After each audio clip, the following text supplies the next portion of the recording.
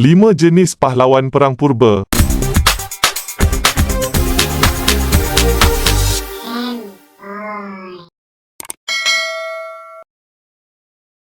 Perang zaman dahulu adalah berbeza dengan perang zaman kini.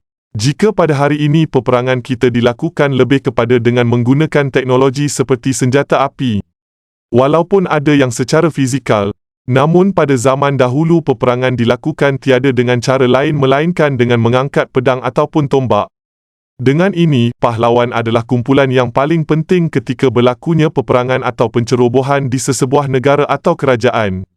Kedamaian dan kekuatan sesebuah kerajaan itu sebahagiannya terletak di bahu pahlawan. Mari kita kenali 5 jenis pahlawan perang purba.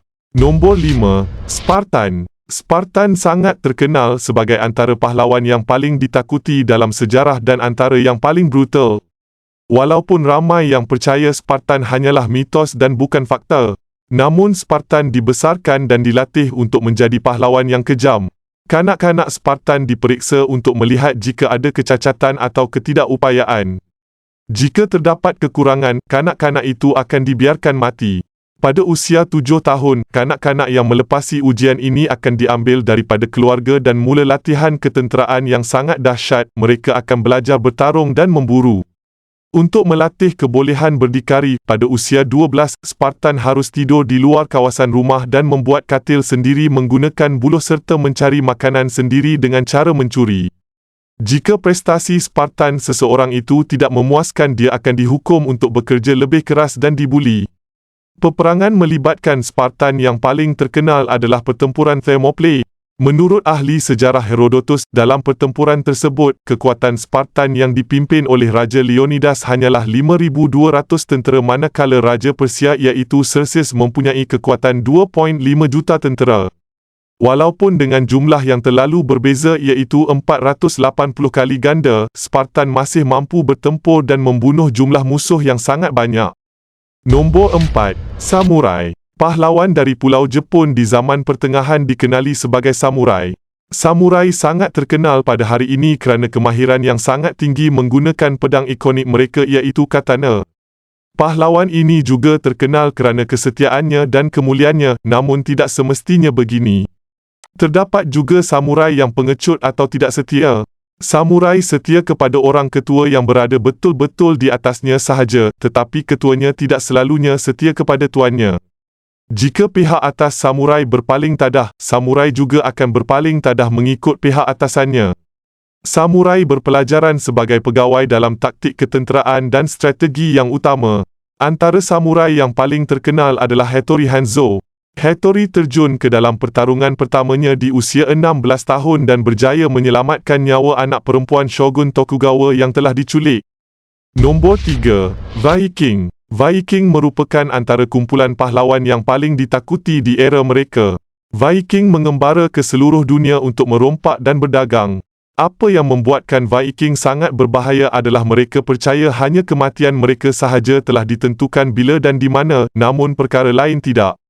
Viking percaya mereka tak akan mati sebelum tiba masanya dan mati tidak dapat dielakkan, memberikan mereka semangat untuk berlawan tanpa rasa takut.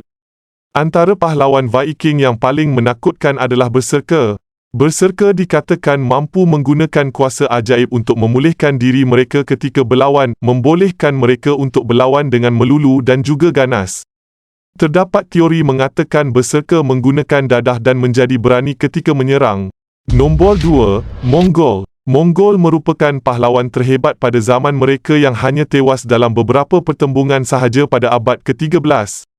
Mongol kerap mengalahkan musuh yang berkekuatan lebih besar daripada mereka menggunakan taktik yang bijak dan pengalaman yang tinggi. Kehebatan mereka lebih terserlah kerana dipimpin oleh pemimpin yang sangat hebat iaitu Genghis Khan yang dianggap sebagai antara pakar strategi paling hebat dalam sejarah. Ketika pihak musuh gemar menggunakan serangan dari depan, Mongol menggunakan taktik lencongan yang memerangkap pihak musuh di satu tempat dan terkepung. Antara taktik yang paling berjaya adalah dengan berpura-pura mengundurkan diri ketika pertarungan dan lari daripada musuh. Ia sangat berbahaya kerana pengunduran diri secara pura-pura boleh menjadi nyata.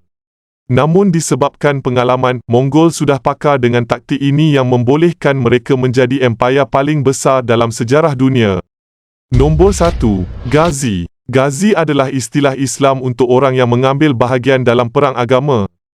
Tidak dinafikan pahlawan Islam satu ketika dahulu merupakan yang terkuat sehinggakan mampu menakluki sebahagian besar dunia. Pahlawan perang yang paling hebat tak lain tak bukan adalah individu bernama Muhammad sallallahu alaihi wasallam. Kehebatan yang ada pada baginda bukanlah sahaja keberanian, tetapi juga kepimpinan yang kuat dan kebijaksanaan yang tinggi. Baginda merupakan perancang yang sangat hebat yang mampu merancang sesuatu yang tidak mampu difahami sepenuhnya oleh tenteranya. Buktinya adalah ketika Perang Uhud di mana tentera Islam kalah dalam pertempuran akibat tentera pemanah mengingkari arahan taktikal baginda iaitu tidak meninggalkan puncak bukit. Bukti kekuatan tentera Islam adalah kemenangan dalam Perang Badar.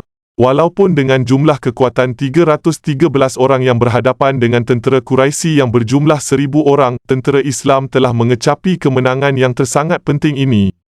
Baginda bukan sahaja berani tetapi juga mempunyai peribadi yang sangat hebat walaupun terhadap musuh.